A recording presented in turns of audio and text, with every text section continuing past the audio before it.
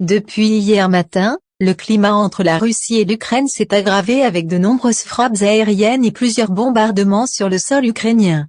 Si la France, le Royaume-Uni ainsi que les États-Unis ont fait part de leur soutien vis-à-vis des Ukrainiens, qu'en est-il des pays qui soutiennent la Russie?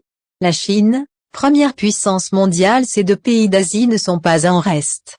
Suite au conflit qui oppose la Russie à l'Ukraine, le ministre chinois des Affaires étrangères, Wang Yi, a indiqué qu'il comprenait les préoccupations de Vladimir Poutine, de quoi nous laisser penser que la Chine s'est rangée du côté de Moscou. Pékin a également accusé les États-Unis de mettre de l'huile sur le feu, suite à l'annonce de possibles sanctions à l'égard de la Russie. Cependant, la première puissance mondiale a toutes les raisons de ne pas s'immiscer dans le conflit en raison de ses relations déjà compliquées avec les Américains et l'Union européenne.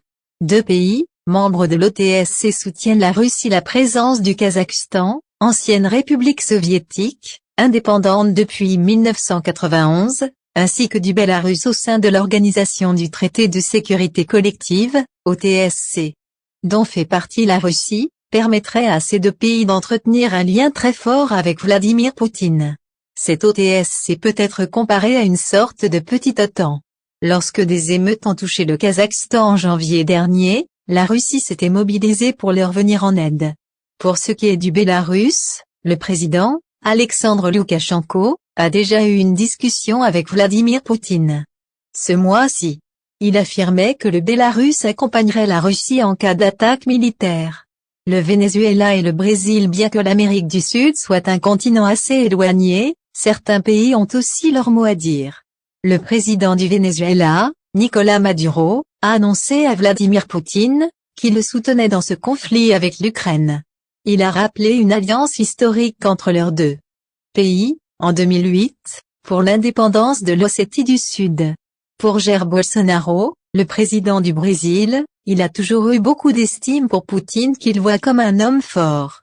Les relations étant déjà compliquées avec les États-Unis, depuis l'élection de Joe Biden, nul doute qu'il apporte un soutien considérable à la Russie. Les deux chefs d'État se sont d'ailleurs rencontrés samedi dernier, en pleine crise ukrainienne.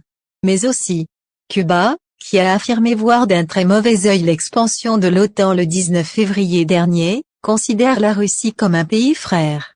De même que pour la Syrie, le ministre des Affaires étrangères Faisal Al-Mekka a indiqué qu'il soutenait la décision russe. Il affirme, ce que l'Occident fait actuellement contre la Russie est similaire à ce qu'il a fait contre la Syrie pendant la guerre terroriste.